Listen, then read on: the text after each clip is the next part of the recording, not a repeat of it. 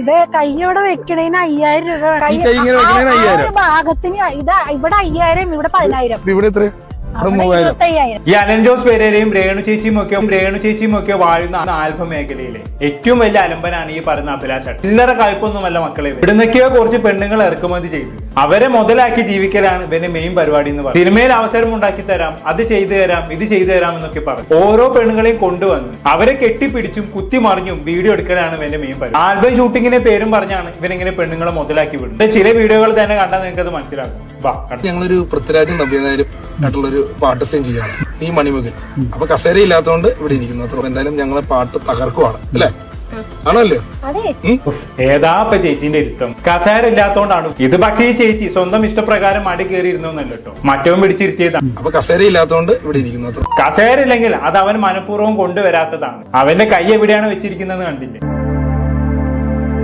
അത് പിന്നെ ചേച്ചിക്ക് യാതൊരു പ്രശ്നവും ഇല്ല എന്നുണ്ടെങ്കിൽ നമ്മൾ എന്ത് പറയാനാണ്? ഓരോ മോഹന വാഗ്ദാനം നൽകി പല പ്രായത്തിലുള്ള സ്ത്രീകളെ ചാക്കിട്ട് പിടിക്കുക, എന്നിട്ട് അവരെ കൊണ്ടുവന്ന് മുതലാക്കി വിടും. ഇതുപോലെ കുറെ പെണ്ണുങ്ങൾ പിന്നെ വർത്താനം കേട്ട് വിശ്വസിച്ച് എന്ത് അപരാധവും ചെയ്യാൻ തയ്യാറായി നിൽക്കുന്നത് കൊണ്ട് പിന്നെ കുഴപ്പമില്ല. നിങ്ങൾ നെഗറ്റീവ് കമന്റ് എടുത്തത് കാരണം ഞങ്ങളെല്ലാം സിനിമയിലേക്ക് ഇപ്പൊ ഞാൻ സിനിമയിലാക്കിയില്ല.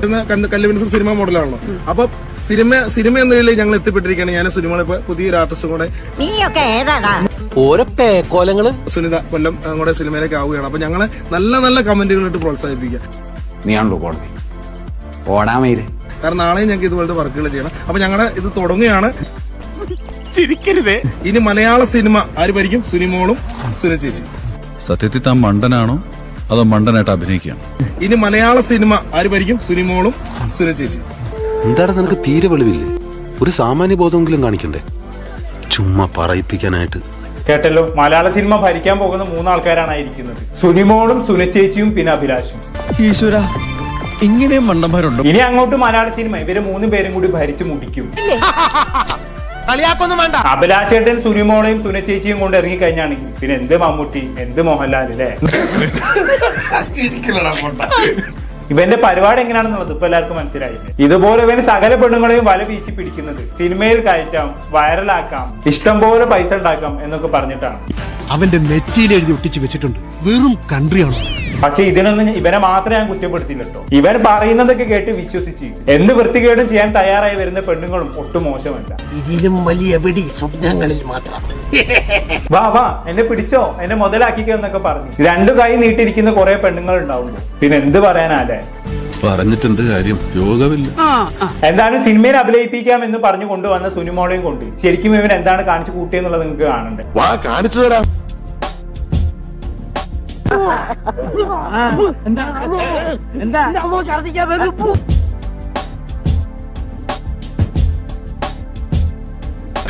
കാമത്തവളയോ? പിന്നെ പട്ടാപ്പകളുടെ സ്ത്രീയെ കയറി പിടിച്ച് ഒരുത്തനെ ഞാൻ വിളിക്കലോ? ചെങ്ങാക്കി എന്തൊരു ആക്രാന്താണെന്ന് നോക്കിയേ. കന്നിമാസത്തിലെ പട്ടികൾ പോലും ഇത്ര ആക്രാന്തം കാണിക്കില്ല.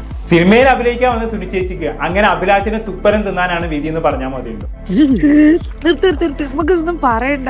പാവണ്ട് ചേച്ചി, അങ്ങനെ തന്നെ വേണം. ഇതിനൊക്കെ ഇറങ്ങി പുറപ്പെടുമ്പോ ആലോചിക്കേണ്ട ചേച്ചി. പടച്ചോനെ, ഇവന്റെ സീറ്റേ വരച്ചത് എന്റെ തലേ വരച്ചിരുന്നെങ്കിൽ. ഇനി ഇവന്റെ ഒരു മാസ്റ്റർ പീസ് ഐറ്റം ഉണ്ട്. ട്രെയിനിന്റെ മുന്നിലേക്ക് ചാടി മരിക്കാൻ പോകുന്ന പെണ്ണിനെ രക്ഷിക്കുന്ന ഐറ്റം. കാണാം.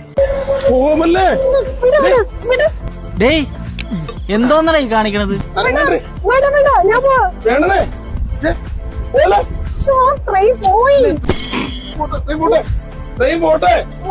ഇതുപോലുള്ളവന്മാരെ ആട്ടിക്കൊടുത്ത് പറഞ്ഞു. നീ എന്ത് കാണിക്കണേ? കാണിക്കണ പറ്റിയേ? ഇയാൾ എന്തോ കാണിക്കുന്നത്?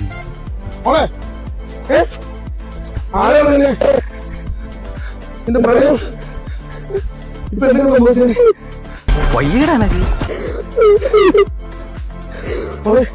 മതിയാക്ക്, കുറെ നേരം ഈ നാടകം. എങ്ങനെയുണ്ട്? കൊള്ളാല്ലേ? ഇനിയുമുണ്ട് ഇതുപോലെ കുറെ. ഇവൻ എല്ലാ പെണ്ണുങ്ങളെയും കൊണ്ടുവന്ന് ഈ സെയിം വീഡിയോ ചെയ്യിപ്പിക്കുന്നത് എന്തിനാണെന്ന് മനസ്സിലായോ? ഇതാകുമ്പോ എളുപ്പത്തിൽ കയറി പിടിക്കാം. ഓടുന്ന പെണ്ണല്ലേ, അതിന്റെ ഇടയിൽ ഇവൻ എന്ത് വേണേലും ചെയ്യാലോ. വയസ്സുകാലത്ത് ഓരോരുത്തന്മാരുടെ ഓരോ പൂതികളെ. എനിക്കതല്ല, തലക്കോളം കയറിക്കഴിഞ്ഞ മനുഷ്യന്മാർ ഇങ്ങനെ കാണിച്ചു വിട്ടു. എന്നാൽ അവസാനം എല്ലാം കഴിഞ്ഞ് ട്രെയിൻ പോയതിനു ശേഷം കെട്ടിപ്പിടിക്കുകയും ചെയ്യാം. എങ്ങനെ നോക്കിയാലും ഏട്ടന് ലാഭം തന്നെ. ഇത് കയ്യോടെ വെക്കണേന് 5000 രൂപ വേണം. ഭാഗത്തിന് ഇവിടെ 5000, ഇവിടെ 10000. എന്തൊരു കഷ്ടമെന്ന് പറ. ഇവിടെ 25,000. അങ്ങനെയാണ് ആർട്ടിസ്റ്റുകൾക്ക് അല്ലേ? അയ്യോ ദാരിദ്ര്യം. എന്റെ 10 രൂപയേ ഉള്ളൂ. അപ്പൊ ഇവിടെ കൈവെക്കണതിന് എത്രയും ഒന്ന് വീടോടെ അവിടെ മീൻ വിൽക്കുന്ന പോലെയാണ് ചേച്ചി സ്വന്തം ശരീരം വിൽക്കുന്നത്. ഇവിടെ 5000, ഇവിടെ 10000. അവളല്ലേലും പണ്ടേ ഒരു ഇളക്കക്കാരിയാ. വയറിന്റെ സൈഡിൽ തൊടാൻ 5000, നടുക്കിൽ തൊടാൻ 10000, പിന്നാമ്പുറത്ത് തൊടാൻ 50000. എന്താണ് ചേച്ചി ഇത് തൊട്ടാ പൊള്ളുന്ന വിലാണ്. അവിടെ ഒരു പൂതി. ഒരു വയസ്സായ അമ്മച്ചിയും കൊണ്ടുള്ള ഇവന്റെ ഒരു വീഡിയോ ഉണ്ട്, അതൊന്ന് കാണേണ്ടത് തന്നെയാണ് മക്കളെ. നീ വേഗം കാണിക്കേ.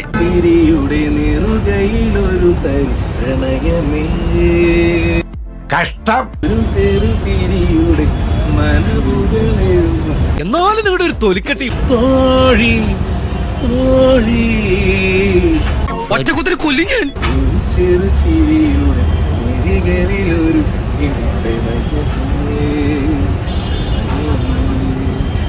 നിർത്തടാ നായിന്റെ മോനെ, ഒറ്റടി തന്നാ നീ കായലിൽ പോയി കിടക്കും.